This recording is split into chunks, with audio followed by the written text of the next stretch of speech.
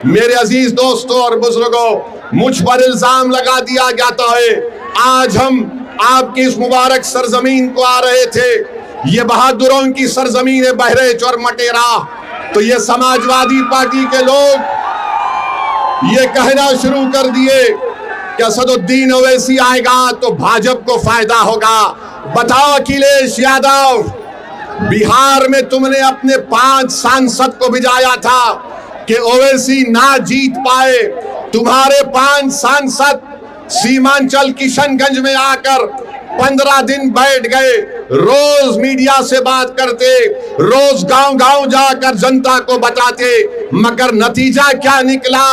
जिन 4 विधायक को अखिलेश यादव के भाई तेजस्वी यादव ने मंजलिस से तोड़ लिया था, सीमांचल की जनता को लाखों सलाम, उन्होंने अखिलेश यादव की इस नापाक मंसूबे को नाकाम कर दिया और मंजलिस के 5 विधायक को दोबारा कामयाब कर दिया। हम यहां पर आ रहे और फिर शुरू हो गए बी टीम है। अरे सुन लो समाजवादी पार्टी के तमाम जिम्मेदारों, बताओ बंगाल को तुम गए थे अखिलेश दीदी की मदद करने के लिए और वहां पर लाइन लगाकर बीजेपी में शामिल हो रहे, तो क्या मैं आयतल कुर्सी पर कर उन पर फूका था कि तुम जाओ बीजेपी में? बेशर्मी की हद कर दिए। अरे कल तक जो कहते थे कि दिल में मदीना आंख में काबा, और बाबा बंगाल जाकर बोले कि बंगाल को काबा की जमीन नहीं बनने देंगे, अब बाबा के साथ बैठकर जिसने कहा था कि दिल में मदीना आंख में काबा, दोनों बैठकर चाय पी रहे हैं, दोनों बैठकर चाय पी रहे और गाली किसको दे रहे? ओवैसी को।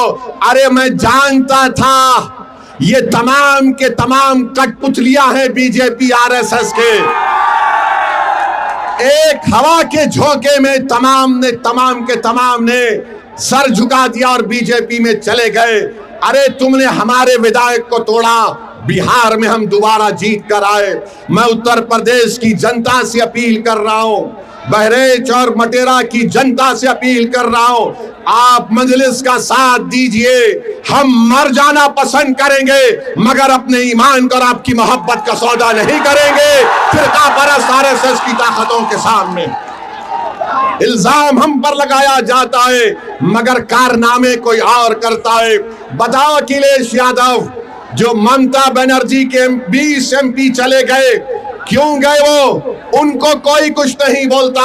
और असदुद्दीन ओवैसी आपके हक के लिए, आपकी सियासी लीडरशिप के लिए आ रहा है, तो इन सबको डर लगता है। डरना पड़ेगा तुमको, आप डरना पड़ेगा, क्योंकि ये नौजवान अब जाग चुका है।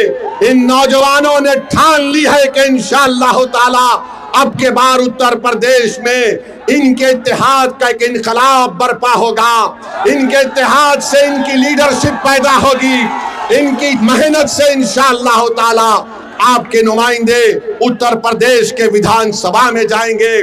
और समाजवादी पार्टी के ये जो लोग हैं, पिछले 20-25 साल से यहाँ पर यासिर शाह और उनकी फैमिली को आपने बड़ी वफादारी के साथ वोट दिया है।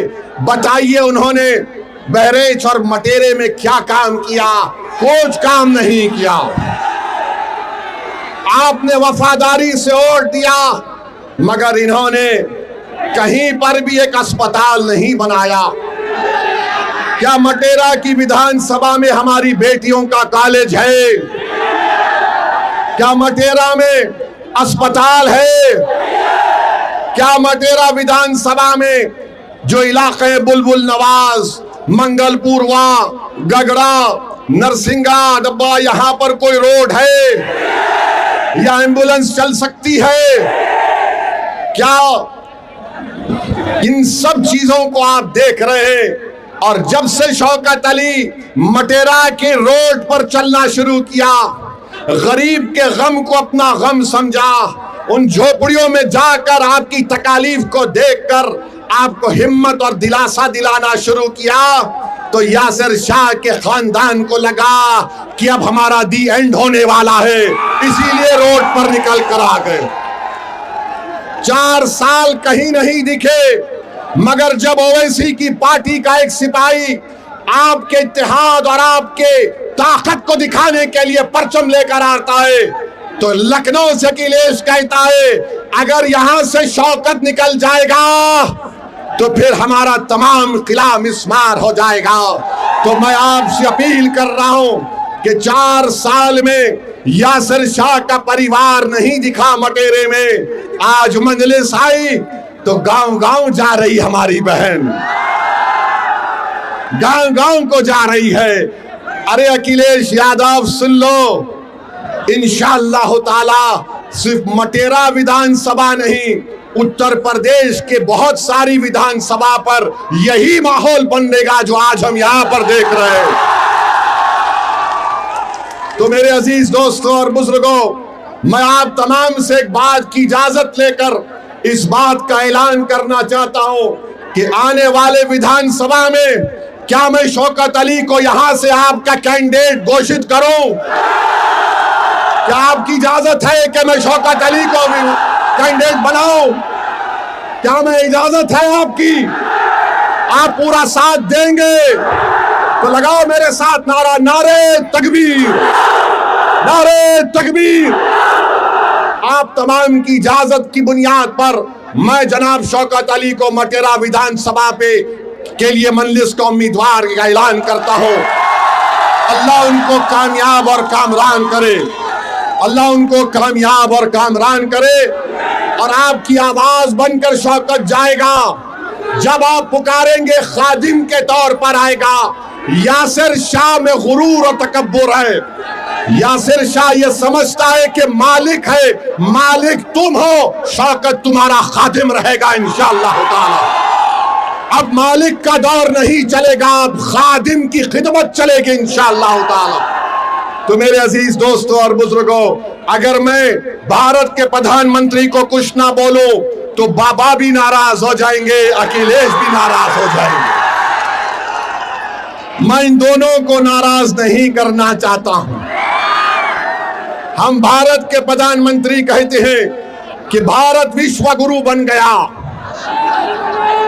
तो हम उनसे पूछना चाहते हैं कि आज ईरान और ओमान के दरमियान में समंदर पर हमारे कश्ती पर भारत के नागरिक पर जालिम डोनाल्ड ट्रंप ने मिसाइल दागकर हमारे 3 भारतीयों को जान से उनकी जान ले ली, उनको मार दिया।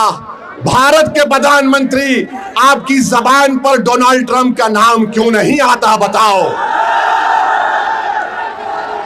3 भारत के नागरिक मारे गए और हम डोनाल्ड ट्रंप ने जो हरकत की, मिसाइल मारकर हमारे 3 भारत के नागरिक को मार दिया, उसके नरेंद्र मोदी उसकी मजम्मत नहीं करते हैं।